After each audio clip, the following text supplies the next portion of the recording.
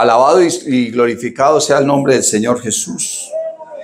También saludamos a todas las personas que están allí en sus casas o en su trabajo a través de los medios virtuales, amén, al frente de su pantalla, dispuestos para recibir, para comer la palabra de Dios. La palabra de Dios hay que comerla siempre. He insistido en ello. La Biblia dice que es pan de vida, amén, gloria al Señor Jesús. Es miel, es leche también, gloria al nombre de Jesús. Es agua que sacia la sed. Así que qué bueno poder comer la palabra. Tito, capítulo número 3. Y el verso número 4 dice: pero cuando se manifestó la bondad de Dios nuestro Salvador y su amor para con los hombres, nos salvó, no por obras de justicia que nosotros hubiéramos hecho, sino por su misericordia, por el lavamiento de la regeneración y por la renovación en el Espíritu Santo, el cual derramó en nosotros abundantemente por Jesucristo, nuestro Salvador. Amén. Gloria al Señor. Ahí donde está, cierre sus ojos y dígale a Dios que hable a su vida, que hable a su corazón. Padre Celestial, Dios de la gloria, santo es tu nombre, Señor Jesús. Te exaltamos, te glorificamos. Habla a nuestra vida, a nuestro corazón, obra conforme a tu propósito y a nuestra necesidad. En el nombre de Jesús. Amén y amén. Gloria al Señor. Bueno, estaba meditando, hermanos, en la palabra y en la obra del Espíritu Santo, como ya hemos iniciado este tema algunos domingos atrás. Amén. Hablando de cómo el Espíritu Santo entonces entra en la vida de una persona y comienza a hacer una obra maravillosa. Amén. Gloria al nombre del Señor Jesús. Recuerde que la Biblia nos enseña que la fe viene por el oír y el oír la palabra de Dios. Amén. Gloria al nombre del Señor Jesús. Y entonces ya miramos, hermanos, quién es el Espíritu Santo. Pudimos verlo por la palabra de Dios. Y miramos también, hermanos, cómo el Espíritu Santo convence. Amén. En medio de un mundo y una cantidad de filosofías, de argumentos, de maneras de pensar, de culturas, ¿cierto?, que tiene la gente en el mundo, de formas de ver la vida. Y en medio de todo eso, Dios, ¿cómo convence al ser humano? Amén. ¿Cómo lo convence de una condición y cómo lo convence de un estado? Porque el ser humano está en una condición y está en un estado deplorable. Y no tiene que ver nada ni con el estrato social, no tiene que ver nada con el lugar donde vive, la familia que tiene, el país donde está su nacionalidad, sino el estado de su corazón, el estado de su alma. Amén. Cómo está su pensamiento, cómo está su actitud, cómo está su relación o su vida espiritual.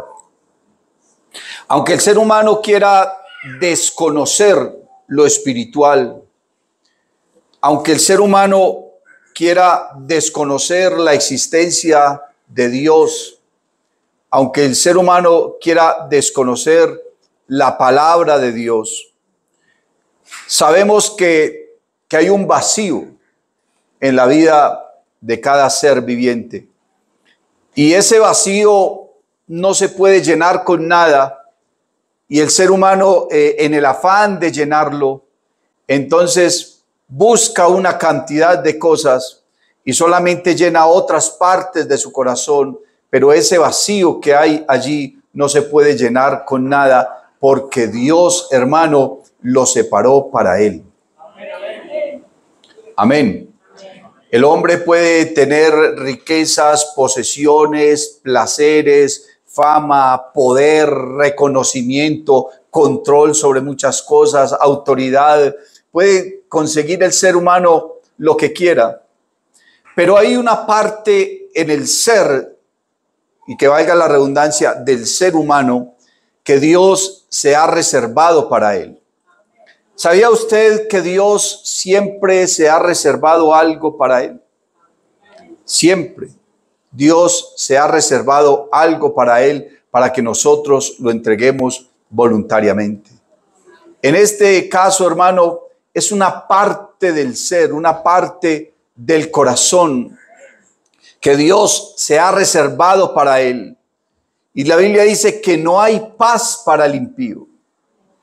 El ser humano que está lejos de Dios, el ser humano que está distanciado, por decirlo así, de Dios, entonces tiene un vacío ahí que no lo llena nada, nada. Nada trae satisfacción plena, nada trae una alegría plena, nada trae un contentamiento pleno al ser humano. Siempre habrá un faltante, y como hay un faltante, el ser humano cada día se inventa más y más cosas para tratar de llenar ese vacío, pero no lo logrará jamás. Siempre se sentirá incompleto, siempre se sentirá vacío, siempre se sentirá frustrado, siempre habrá una tristeza, habrá una amargura. Y muchas personas se sientan a meditar y a pensar, bueno, yo lo tengo todo.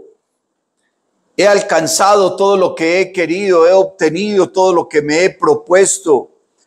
Todo lo he logrado, tengo todas las comodidades, puede hacer una lista enorme de todas las cosas que seguramente ha logrado conseguir. Y esa persona piensa, pero ¿por qué no me siento pleno? ¿Por qué no estoy satisfecho? Mire que la Biblia dice que no se cansan los ojos de ver ni el corazón de desear. ¿Y por qué? Porque jamás logrará llenar ese vacío. La Biblia dice, todas las aguas van al mar y el mar no se llena. Así el corazón de los hombres no se llena con nada. ¿Por qué? Porque hay un espacio que por más que el hombre quiera negarlo, entonces solamente lo llenará nuestro Dios.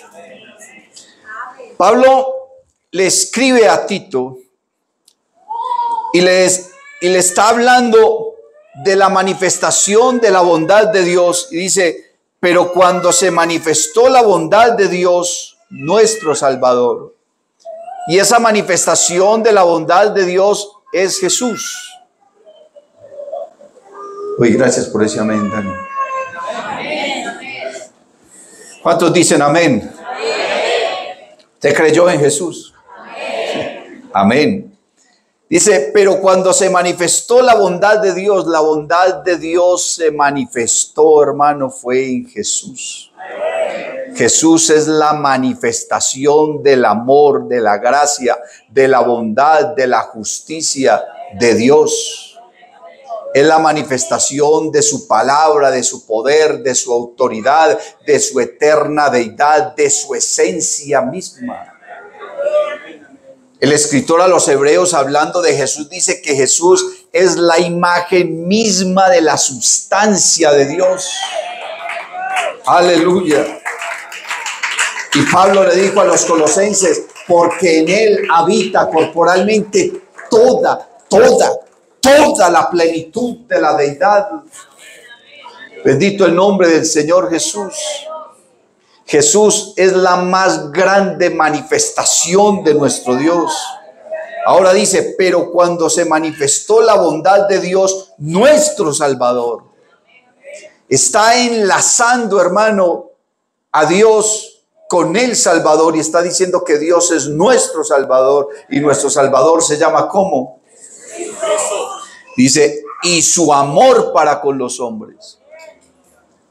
Dice la Biblia, porque de tal manera amó Dios al mundo, que ha dado a su Hijo unigénito, para que todo aquel que en Él cree no se pierda, mas tenga vida eterna. Entonces, cuando se manifestó la bondad de Dios, que su bondad es su misericordia, su deidad, alabanzas al nombre de Jesús, su longanimidad. Longanimidad es la misericordia o la bondad prolongada. Dice, con amor eterno te he amado, por tanto te he prolongado mi misericordia. Usted lee en la Biblia esa palabra, longanimidad, y es la extensión de su misericordia. La Biblia dice que la misericordia de Dios es desde la eternidad y hasta la eternidad sobre los que le aman y guardan sus mandamientos. Aleluya, gloria al Señor Jesús. Dice que nos salvó, no por obras de justicia que nosotros hubiéramos hecho. Pero usted no está aquí porque usted fue muy buena gente. Yo creo que más bien es como al contrario. Era como el más durito de su casa, el que más problemas le causó a su mamá, al papá, lo peorcito del barrio. Aunque no digan amén, pero la Biblia dice que de lo vil del mundo escogió Dios. De lo necio del mundo escogió Dios para avergonzar a los sabios. ¿Cierto? Alabanzas al nombre de Jesús. Escogió lo que no es para deshacer lo que es, a fin de que nadie se jacte en su presencia. Alabanzas a su nombre. Así que Cristo nos escogió a nosotros no porque éramos lo mejor, sino más bien como lo contrario, para que la gloria sea para Él. Dice, nos salvó no por obras de justicia que nosotros hubiéramos hecho, sino por su misericordia. Dice, por el lavamiento de la regeneración. ¿Sabe que esa palabra, hermano, en este contexto aparece una sola vez en el Nuevo Testamento? En ese contexto, ¿cierto? Porque el Señor Jesucristo habló de la regeneración, pero de otras cosas, no está hablando del ser espiritual. Por el lavamiento de la regeneración y por la renovación en el Espíritu Santo. Entonces ya miramos quién es el Espíritu Santo.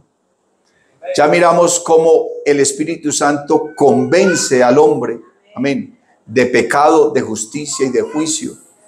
Ahora vemos, hermano, y queremos analizar acá, mientras que el tiempo nos permita, cómo el Espíritu Santo nos regenera. Amén. Y Pablo entonces está usando la palabra regeneración y la está enlazando con la palabra renovación, como si fueran sinónimos. Pero son sinónimos de acuerdo al contexto, porque usted puede renovar o regenerar una cosa, ¿cierto? Y cuando miramos en lo material, en el ámbito material, entonces renovar algo es simplemente llevarlo o volverlo a su condición original o transformarlo a otra condición mejor que la que estaba. Usted tiene un mueble viejo por allá y yo recuerdo que a mí me regalaron una vez por allá un sofá y era muy cómodo, pero estaba más roto. Ya mi esposa ni sabía con qué taparlo. Y estaba acabadito, pero valía la pena, el mueble era fino. Y entonces le dije, no, pues vengamos a renovarlo, vamos a restaurarlo, consigamos quien nos lo arregle. Y fueron unos muchachos y lo montaron a un camión y me dijeron, pastor, vea, si usted quiere volver a ver este mueble, tómele una foto, porque lo que le vamos a traer acá en estos días es algo totalmente. Cuando nos volvieron a llevar eso, uy, no parecía el que se habían llevado. Lo renovaron y eso quedó una belleza, hermano. Y sí, se acostaba uno ahí a leer, a recibir visita, lo que fuera, porque lo renovaron y quedó muy bonito. ¿Usted alguna vez ha renovado algo? No. Ah, sí, es que todos, hermanos, somos mochileros, como dice la hermana. ¿Cierto? Ya ha tocado coserle para ahí 10 veces la sudadera a la niña para el colegio. Cómprele una nueva más bien. Si ya no le caben más remiendos a esa camisa. Ya. Pero nosotros renovamos las cosas. Pero cuando hablamos de regeneración en el área espiritual, entendemos por regeneración es el restablecimiento del ser. El restablecimiento del ser. Y la única manera de restablecer el ser o de llevar al ser a su condición original. ¿Y cuál era la condición original? ¿Cómo fuimos hechos? A imagen y semejanza de Dios. ¿Sabía usted, hermano, que en el Edén se perdieron varias cosas? Allí se perdieron varias cosas. Se perdió, hermano, el reconocimiento de la gloria y la grandeza de Dios. Porque el ser humano comenzó a darle la gloria a las criaturas antes que al Creador.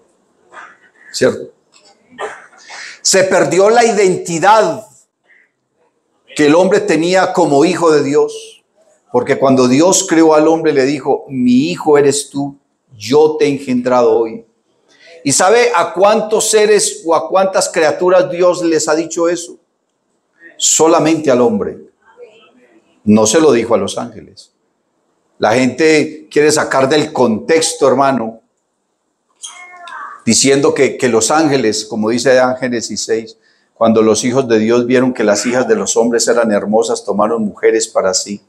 Entonces dicen que los ángeles del cielo vinieron y se enamoraron de las mujeres y tuvieron relaciones con ellas, y entonces que nacieron unos hombres gigantes. Eso se montan en una película, que yo cuando veo eso digo yo, qué locura. Cómo cogen la Biblia y la vuelven de esa forma, y cuando ninguno de los ángeles es hijo de Dios. La carta a los Hebreos dice que Dios a ninguno de los ángeles jamás llamó hijo. Ninguno de los ángeles es hijo de Dios. Los únicos hijos que Dios ha reconocido son a los hombres. Y el hombre perdió su condición de hijo de Dios allá en el Edén. Entonces Dios creó al hombre a su imagen y semejanza. Y cuando habla de su imagen y semejanza no está hablando de que tenga cabeza, pies, manos. No, porque Dios no tiene ni cabeza, ni pies, ni manos, ni nada de esas cosas. Cuando la Biblia habla de los pies o de las manos o de Dios, hermano, lo habla en sentido figurado. Pero Dios es un espíritu. Un espíritu que nadie puede decir qué forma tiene, porque a Dios ni siquiera lo ha visto nadie jamás. Nadie puede ver a Dios.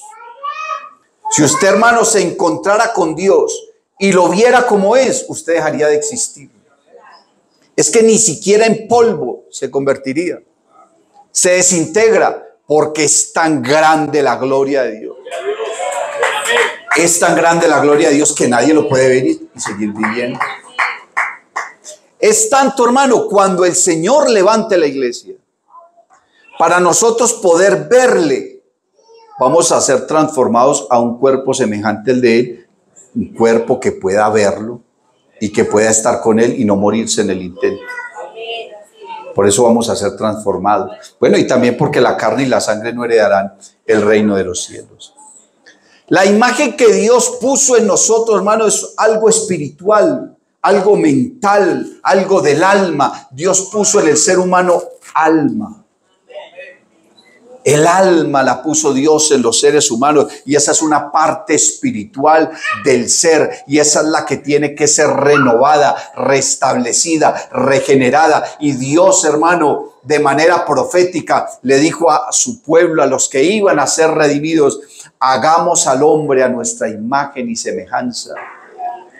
La Biblia dice que Dios ha puesto en la iglesia el ministerio de la reconciliación.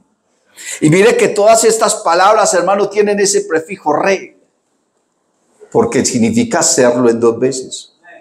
A veces insistimos en recoger la ofrenda, como si fuera dos veces, y es colectar la ofrenda. Pero lo que se hace por segunda o tercera o más veces, ahí sí se puede decir ¿cierto?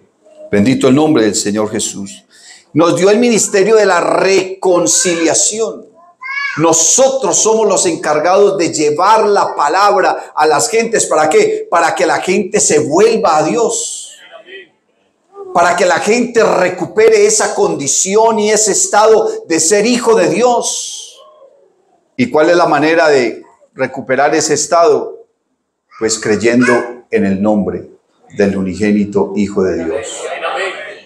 A lo suyo vino y los suyos no le recibieron, mas a todos los que le recibieron, a los que creen en su nombre, les ha dado potestad de ser hechos hijos de Dios, los cuales no son engendrados ni de carne, ni de sangre, ni de voluntad de varón, sino de Dios. Y Juan en su primera carta en el capítulo 3 dice: mirad cuál amor nos ha dado el Padre para que seamos llamados hijos de Dios.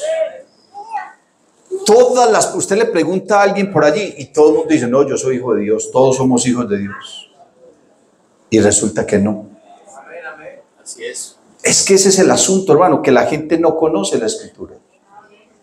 Que la gente no conoce la palabra, y como no conocen la palabra, entonces piensan y creen y establecen su vida espiritual o su fe o sus creencias en su propio concepto. Y perdóneme si le ofendo, mi intención es hacerlo. Y es que, hermano, opinar desde la ignorancia es complicado. Es complicado. La Biblia dice: no seas sabio en tu propia opinión. No te apoyes en tu propia prudencia. Y la gente no conoce la palabra. La gente se limita a lo que un líder religioso les dice. ¿Y sabe qué? Eso no es los religiosos afuera, aquí también.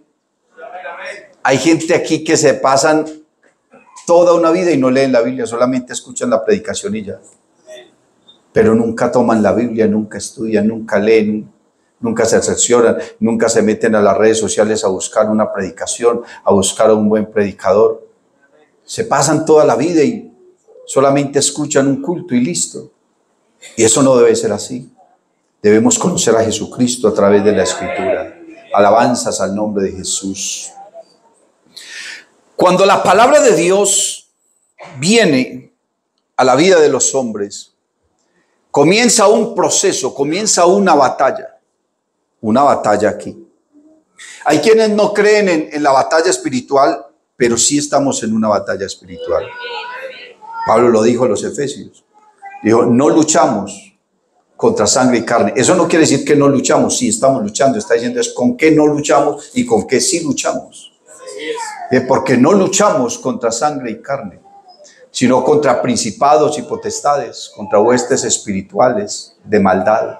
Dice que están en el aire, en las regiones celestes. ¿Sabía usted que desde el mismo momento en que el hombre pecó, que el hombre se separó de Dios, desde ese mismo momento, dice la Biblia, fue vendido al pecado? ¿Y quién lo vendió? Es solamente un término. No es que Dios le dijo al diablo: hey, ¿cuánto me das por este? No. Porque si nosotros éramos de Dios y fuimos vendidos, entonces uno podría decir: no, pues que me vendió fue el Señor. Pero es solamente un término, es solamente una expresión. Cuando dice que fuimos vendidos al pecado, quiere decir que fuimos entregados. ¿Y quién nos entregó? Nosotros mismos nos entregamos. Nosotros renunciamos a nuestra membresía celestial. El ser humano renunció a su condición de hijo de Dios. Por eso les decía que en el Edén se perdieron varias cosas. Y una de las cosas que se perdió fue nuestra identidad como hijos de Dios. Y el hombre renunció a esa posición, renunció a esa condición, hermano. Y él mismo se entregó al pecado. La Biblia dice: todos se descarriaron como ovejas, cada cual se apartó por su camino. Todos, cada cual, hermano. Y entonces el pecado se enseñoreó del ser humano de tal manera que lo esclavizó, lo ató lo encarceló, lo subyugó y no le dio la oportunidad de escapar jamás. El ser humano cree que es libre porque anda por ahí haciendo lo que quiere. Eso no es verdad. El ser humano no hace lo que quiere. El ser humano hace lo que los espíritus contrarios que hay en él lo influencian y casi que lo obligan a hacer lo que hace. Yo no sé si ustedes recuerdan, yo hace mucho tiempo no lo veo, un tratadito que abundaba mucho que se llamaba El corazón del hombre. ¿Ustedes lo recuerdan? Y dentro de ese corazón habían unos animales, había un pavo real, había un macho cabrío, había un cerdo, un sapo, una serpiente, un tigre y una tortuga. ¿Sí recuerdan bien el tratadito? Y entonces uno miraba ese tratadito, hermano, y luego le daba la vuelta y ya todos esos animales estaban fuera y adentro ya estaba reinando, era la presencia de Dios y había otras cosas ahí. Pero ese tratadito revela realmente, hermano, la condición espiritual del hombre. Y que toda persona que está lejos de Dios está influenciada por el mal. Y hay una cantidad de espíritus en su vida que lo llevan a hacer lo que hacen. ¿Cuántos espíritus? No lo sabemos. Ese tratadito hablaba como de 6 o 7 cosas, ¿cierto? Estaba mirando por aquí que era el orgullo y la altivez, la fornicación, la inmundicia, la avaricia, la envidia, la mentira, la ira, la malicia, la pereza. Y todos esos, véalo por aquí, Dios le bendiga. Aquí me completó el bosquejo, hermana, porque estaba como encartado. Esos son los que necesitamos, hermano. Ni mi esposa me apoya así, no. Bendito el nombre de Jesús. Y eso está representando lo que hay en la vida del ser humano. Y alguien dirá, no, pastor, pero es que todas las personas tienen un espíritu. Una cosa es estar endemoniado, poseído, y otra cosa es estar influenciado. Es decir, que todo el mundo está endemoniado, ¿no? ¿Qué tal? ¿Cierto? Un endemoniado se tira al suelo, bota babasa, es una cantidad de cosas. Pero los seres humanos sí estamos influenciados por el mal y esos espíritus nos atan y no nos dejan escapar. Bendito el nombre del Señor Jesús. El diablo, hermano, está bien reforzado con su ejército. Ahorita en la mañana el hermano estaba leyendo acerca del endemoniado de Gadara. Gadara era una ciudad, una población, una vereda, no sabemos. Y había un muchacho que estaba endemoniado y trataban de controlarlo.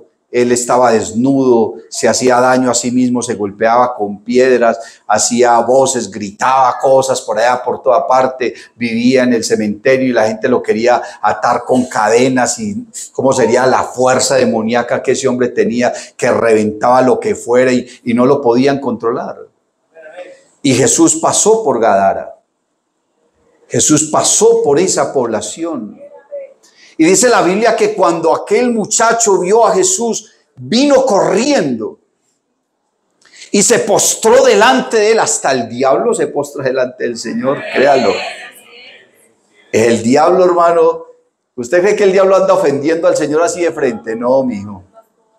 El diablo, hermano, tocó con el Señor fue porque él estaba en su carne y el Señor en los días de su carne permitió que lo trataran como lo trataron. Pero ¿usted cree que Dios en su gloria permite que alguien venga a hablarle con... No, eso no, hermano. Dios es formidable. Aleluya. Y aquel muchacho vino y se postró delante del Señor y comenzó a decirle, ¿qué tienes conmigo, Jesús? Como quien dice, yo sé que usted vino por aquí, fue por mí. Eso no fue lo que el endemoniado le quiso decir. Usted vino por aquí, usted pasó, fue por aquí, por mí. ¿Qué tienes conmigo, Jesús? Si aún no ha llegado mi hora, o sea, no es el momento de yo soltar a este muchacho, o sea, que ni siquiera el muchacho era el que le estaba hablando. Porque Jesús reprendía el espíritu que había en él y el Señor le preguntó y le dijo, ¿cómo te llamas? ¿Y sabe qué le contestó el espíritu? Dijo, Legión me llamo, porque somos muchos. Una legión son 2000. Yo trabajé con un muchacho en una ocasión antes del ministerio. Y bueno, estaba trabajando en ese lugar con un hermano de la iglesia y él y yo a veces compartíamos mucho de la palabra. Pero con nosotros trabajaba un muchacho, hermano, que yo creo que la palabra loco se le quedó cortica. Y todo lo que nos contaba que hacía, eso nos repugnaba.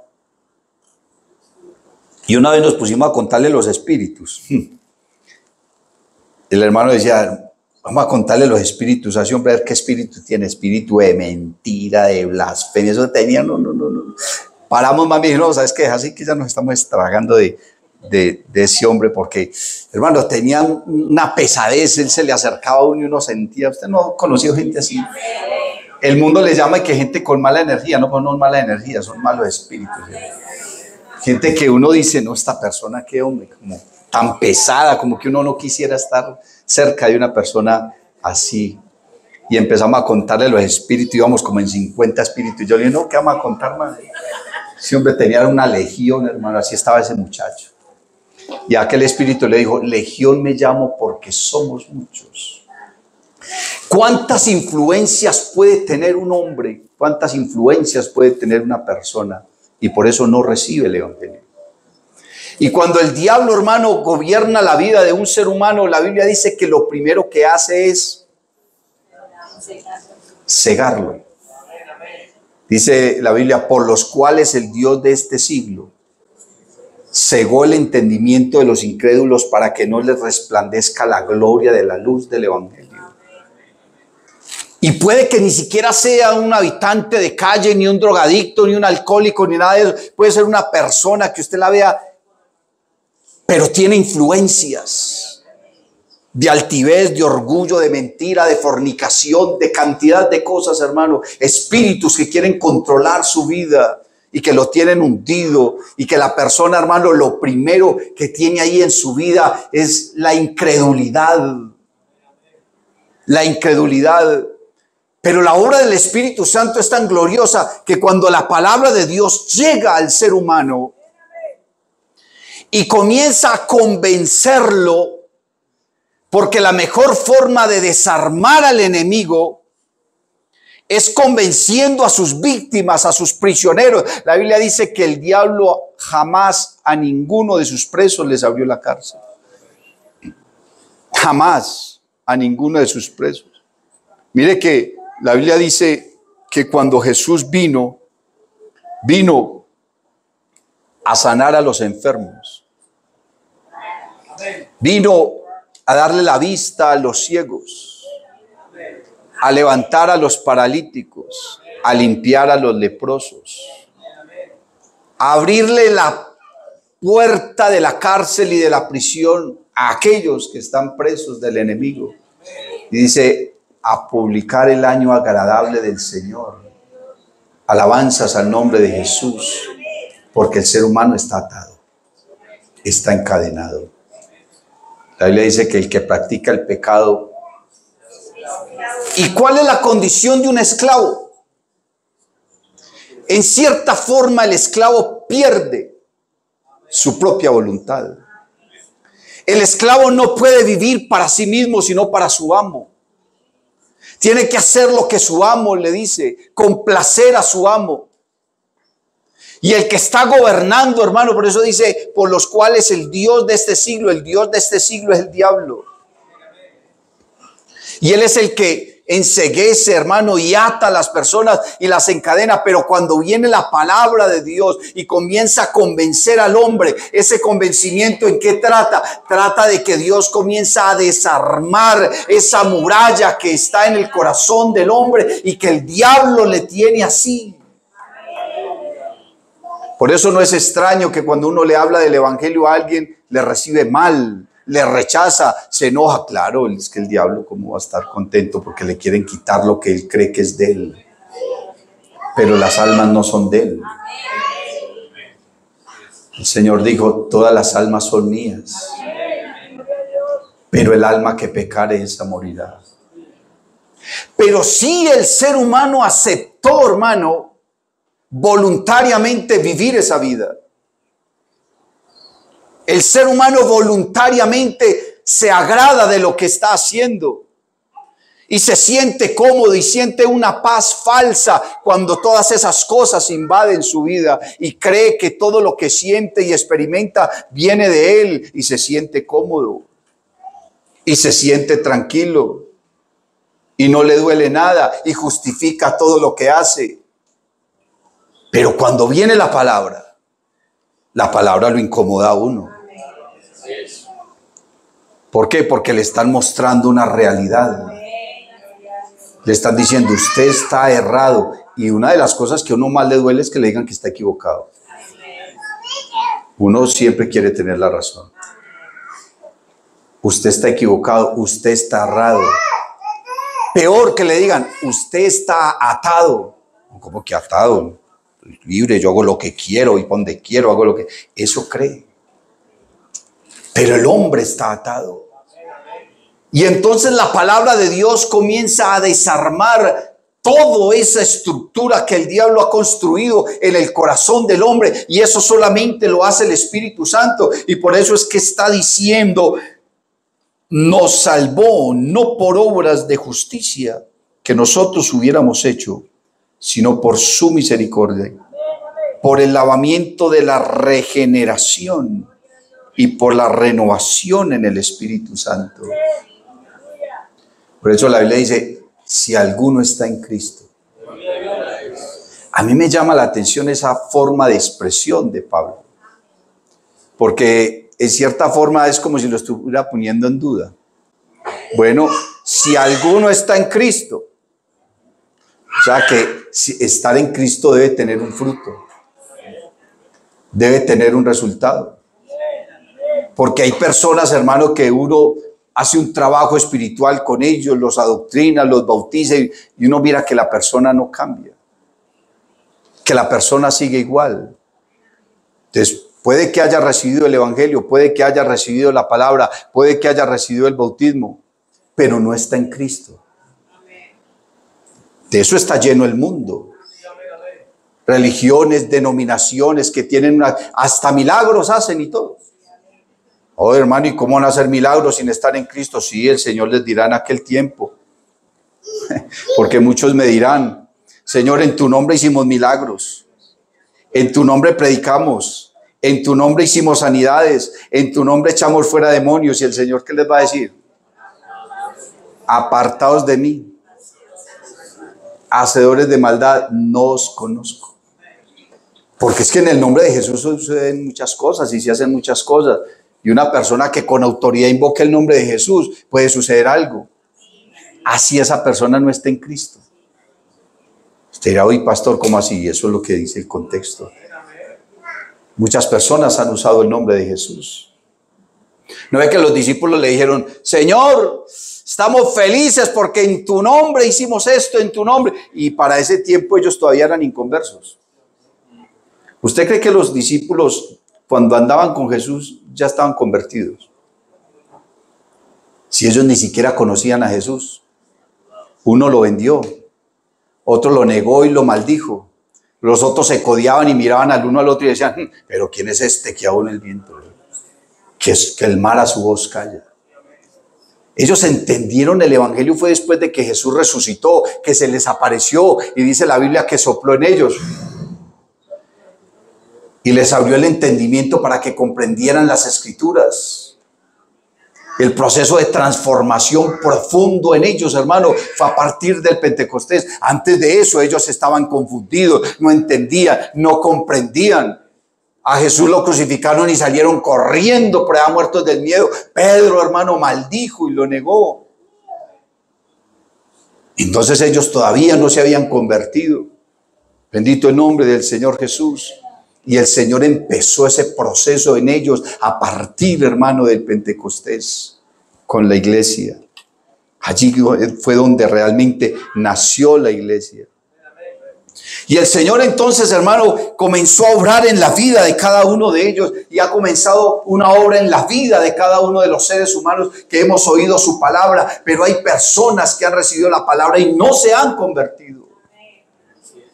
Los peores enemigos que el apóstol Pablo tuvo, los tuvo dentro de la misma iglesia. Él hablaba de falsos judíos, de falsos cristianos, las divisiones, las falsas doctrinas, todo eso surgió del mismo seno de la iglesia. Pero el Señor y Pablo dijo, si alguno está en Cristo, de modo que si alguno está en Cristo, entonces nueva criatura es. Se hizo el proceso de la regeneración, de la transformación del ser. Y todo eso empieza en la mente. Porque Pablo le dijo a los romanos, hermanos, estaban orgullosos. ¿Sabía usted que cada una de las cartas, hermanos, tiene 1, 2 o 3 palabras claves que encierran el contexto de cada una de esas cartas? Por ejemplo, cuando Pablo le escribe a los filipenses, hay 2 palabras claves, la palabra evangelio y la palabra gozo. Cuando Pablo le escribe a los romanos, les da 3 palabras, hay 3 palabras que son la esencia de toda la escritura: justicia, fe y pecado. Y Pablo a nadie le habla tanto del pecado como a los romanos, porque ellos se estaban entregando al evangelio, pero sus vidas no habían sido transformadas. Entonces Pablo les dijo en el capítulo 12, os ruego, hermanos, oiga, una rogatoria, una rogativa de parte del apóstol Pablo.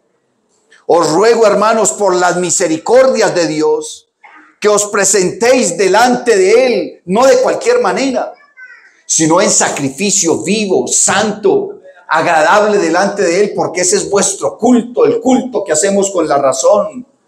Y la única manera de lograr y alcanzar eso es diciéndoles, no os conforméis a este siglo, sino transformaos por medio de la renovación de vuestro entendimiento, para que comprobéis que la voluntad de Dios es agradable, santa y perfecta. Esa es la voluntad de Dios. ¿Y por qué por medio de la renovación? Porque cuando la palabra de Dios nos convence y cambia la manera de pensar, entonces toda la estructura que el diablo ha montado en tu corazón y en tu vida comienza a derribarse. Cambia tu manera de pensar y cambiará tu manera de vivir. La Biblia dice que tal es el pensamiento del hombre, tal es él. Y dentro de tu manera de pensar está tu cultura, tu folclore, tu idiosincrasia, todo eso. Y todo eso está establecido por el mundo, hermano. Por el diablo mismo que ha querido controlar la vida del ser humano. Bendito el nombre del Señor Jesús. Pablo le dijo a los filipenses en el capítulo 2 que no se conformaran, hermano, a las filosofías, a las tradiciones del mundo que están basados en argumentos, en huecas sutilezas según las tradiciones de los hombres y no según Cristo. Y entonces ya habla de Cristo, dice, porque en Él habita corporalmente toda la plenitud de la deidad. El Espíritu Santo toma la vida del hombre pecador, desarma la estructura del enemigo que hay en su corazón. Y entonces el ser humano se doblega, se humilla, se arrepiente, su vida es transformada, el proceso del nuevo nacimiento se inicia en él y Dios entonces lo limpia, lo perdona, lo reconcilia, lo redime y lo salva. Alabanzas al nombre de Jesús. Y todo eso lo hace solamente a través del Espíritu Santo, a través de la predicación de su palabra. Por eso estábamos hablando, hermanos, de que el Espíritu Santo convence al hombre, y lo convence a través de 2 cosas, a través de la palabra y también a través de la conciencia. Porque seguramente alguna persona que esté allí sentada escuchando esta palabra estará pensando y estará diciendo, con razón yo no soy feliz. Con razón yo a veces no me siento bien. A veces hago cosas solamente por darle gusto a mis amigos o a las personas que están conmigo. A veces hago cosas que no quiero hacer. A veces hago cosas que luego me siento mal, pero sigo haciéndolas. A veces quiero escapar de situaciones, pero no puedo. sigo recayendo y recayendo y recayendo y no puedo escapar de eso. Y aunque estoy rodeado de mucha gente y estoy en placeres y en deleites y en fiestas y en cosas, me siento triste, me siento vacío, dice, me siento solo. ¿Y cómo puede uno sentirse solo estando en medio de tanta gente? Y es porque el Espíritu de Dios no está en su vida. Porque es el diablo y el mundo el que quiere controlar su existencia y llevarlo a hacer el mal para que se pierda. Pero la Biblia dice, mas Dios demuestra su amor para con nosotros, en que siendo aún pecadores, Cristo murió por nosotros. Y muchas personas le dicen a uno, pastor, es que yo intento y no puedo, vuelvo a fracasar. Pero es porque estás luchando solo. Pero si tú empiezas a entregarle tu vida al Señor y comienzas a comer su palabra y comienzas a tener intimidad con el Señor y a tener una alabanza profunda, entonces Dios comienza a romper cadenas, a deshacer ligaduras, a soltar ataduras, a traer su Espíritu Santo. ¿Por qué? Porque sin Él nada podemos hacer. El Señor Jesucristo dijo, apartados de mí nada podéis hacer. Cualquier cosa que nosotros podamos hacer y podamos lograr es porque su Espíritu Santo, porque su presencia llena nuestro ser, produce convicción y nos trae la verdad. Y dice, y conoceréis la verdad. Y cuando dice de conocer la verdad, no está refiriéndose a saberla, porque mucha gente sabe la verdad y siguen esclavos. La palabra conocer está denotando una intimidad. Está denotando una relación profunda con esa verdad. Y la verdad es Cristo. Y no es una verdad relativa. Y no es una verdad subjetiva. Es la verdad verdadera. Cristo es la verdad, su palabra es la verdad, la obra del Espíritu Santo es la verdad, lo que estamos predicando es la verdad, y cuando conocemos y experimentamos esa verdad, entonces somos verdaderamente libres. Aleluya, somos verdaderamente libres. Mis pasos dejo, mis pasos doy, no como el mundo la da, yo la doy. El Señor tiene una paz profunda y duradera en tu corazón, a pesar de las aflicciones, a pesar de las dificultades, a pesar de lo que el mundo esté haciendo, porque la obra del Espíritu Santo es tomar al pecador, desarmar, hermano, la estructura que el diablo tiene en su vida, transformarlo, regenerarlo, llevarlo a la imagen de Dios, y un día poder oír su voz cuando nos llame a su presencia. Y no importa si estamos vivos o estamos muertos, un día escucharemos su voz y seremos arrebatados y estaremos en su gloria. ¿Por qué? Porque hemos sido transformados y regenerados a su imagen y semejanza.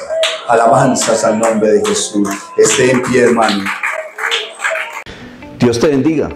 Si te ha gustado esta predicación, te invito para que visites mi canal en YouTube y en Facebook, Eduard David Tabort.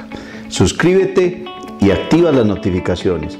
Estoy seguro de que esta palabra será poderosa para tu vida.